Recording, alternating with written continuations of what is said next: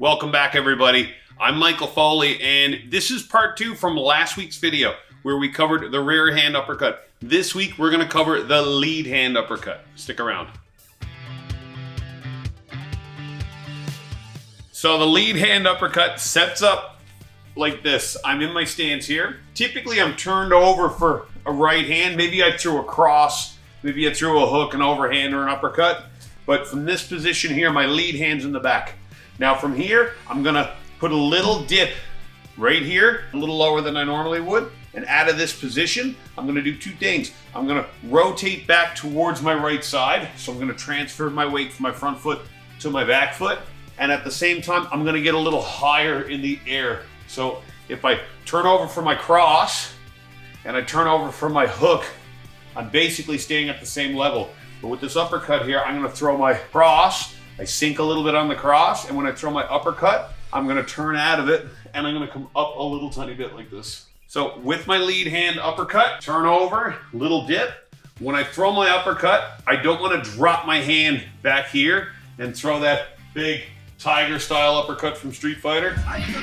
What I wanna do instead, here, nice and tight, as I rotate my shoulders, my lead shoulder is going forward, my rear shoulder is pulling back, and off of that, it's a tight loop. I keep my hand as close to my face for as long as I can, and then I pull it away and put it in position for the punch. When I do that, I want to turn my fist so that my palm faces me. So I turn over so that my palm is right here in front of my face. I drive off my lead foot, shifting my weight to my back foot, and I drive up just above my eye line and reset. So from here, uppercut.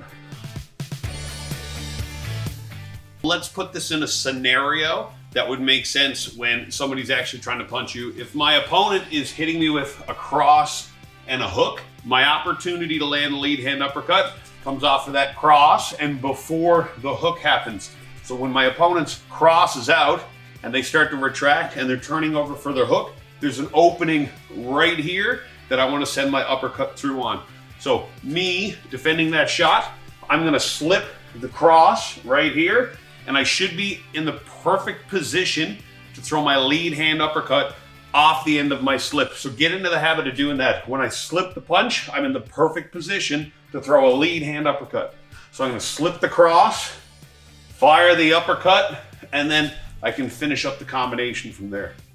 Just like the rear hand uppercut, my goal should be to hit the jawline right here. I'm turning over like I'm throwing my cross, little dip on my lead leg. Now I'm gonna rotate back off my cross and drive up. So I'm on the ball of my lead foot when I turn over, and from there, lead hand uppercut. Just like my rear hand uppercut, when I'm practicing this on a bob or a wave bag or a standing heavy bag, the best time to throw this is when I'm inside of my straight punch range.